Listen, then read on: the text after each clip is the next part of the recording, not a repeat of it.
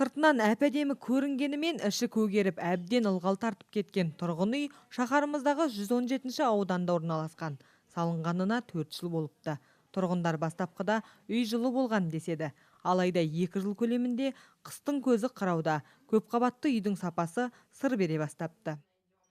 Получила в 2015 году квартиру. 2015 жылы жаңа пәтер кілті табысталды. Сол жылы қыста бұл үйдің суық екенін түсіндік. Терезеден жел үріп, мұз қата бастады. Үйдің кіші көгеріп, түсқағаздар біртіндеп құлай бастады. Көгерген жерлерді өз қаржымызға жөндеуге тырыстық. Алайда бұл бұрынғы жатақхана болғаннан кейін қабырғалары жұқа. Біздің тазартқанымызға дес бермеді. Мемлекеттік бағдарлама аясында салынған көп пәтерлі үйде 100-ден астам отбасы тұрады. Көпшілігі қарт кісілер. Жаздағы ыстықтың өзінде аяғы қақсап, балтыры сыздайтын жандарға суық қатты батуда. 84 жастағы тыларда келі. Нина әжей зейнет жасында осындай зардап көремін деп, ойламай едім деп, көзіне жас алып отыр. Почему здесь 5 секций? Здесь должно быть 8. Неге мына жерде жылыту радиаторлары талапқа сай емес? Ол жерде негізі 5 бөлік емес, 8 бөлік болуы қажет емес пе? Мұндай жағдайда әрине суық болады. Менің жасым 84-те, тыларда керімін. Осындай жағдайда өмір сүріп жатырмыз. Мына бөлмедегі температура 10 градус қана. 2 жыл болды жылыту радиаторларын құшақтап өмір сүргенімізге. 2 баланы тәрбиелеп отырған жалғыз басты ана Айгүл үйдің іші бастапқы кезде талапқа сай болмағанын, қабырғалары көгеріп, терезеге мұз қата бастағанын айтады. Суықтан Айгүлдің 2 баласы жиі ауыратын көрінеді. Жалғыз басты ананы алаңдатып отырғаны балаларының болашағы.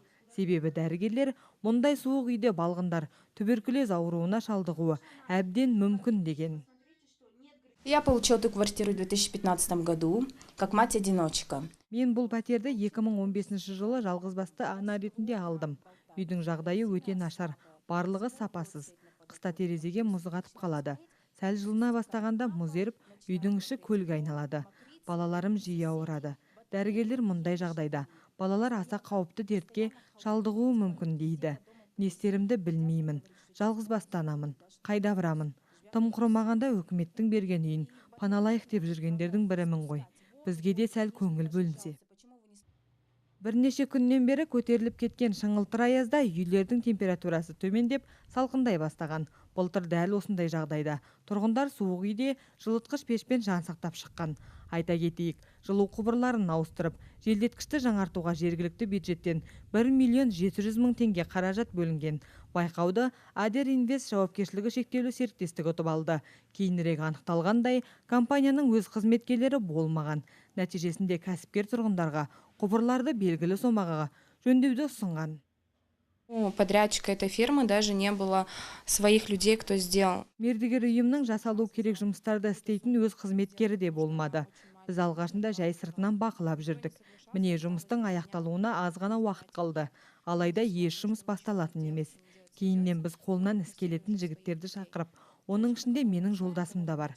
Кәсіпкермен жарты ақшасына келісіп, осы жұмыстарды істеуге кірістік. Тұрғындардың бұл мәселеге қатысты ашпаған есіктері қалмаған. Өздерінің бұл істерінен еш нәтиже болмағаннан кейін олар ақырында қосалқы бөшеліктерді өздері сатып ала бастапты. Ал Теміртау қалалық тұрғын үй секторының меңгерушісі Вера Губайр болса, барлығы жіті бақылауда екенін айтты. Все затраты, все материалы, они включены в смету затрат. Барлық шығындар жұмыс жоспарына сай енгізілген. Тұрғындар өз қаржыларына ештеңе сатып алмайды. Негізінде туындаған сұрақтар болса, ең алдымен бізге хабарласқандары жөн. Біз барлығын бақылауда ұстап отырмыз. Осы іске жауапты мердігер ұйымның өкіліне хабарласқанда, ол алдымен барлық жағдайды түсіндіріп өтті. Алайда сұхбат беруден бас тартты. Өкілдің сөзіне сенсек, алғашында жұмыстарды бірден бастап кету қиынға соққан. Себебі үйдің жертөлесі суға толып кеткен. Мы потеряли почти 2,5 недели из-за того, что подвал был затоплен. ЖКХ несколько раз приглашала почти в течение 2 недель оставить затопленный подвал откачивали воду. Потом, после того, как откачали, мы провели полностью лежаки поменяли всего подвала.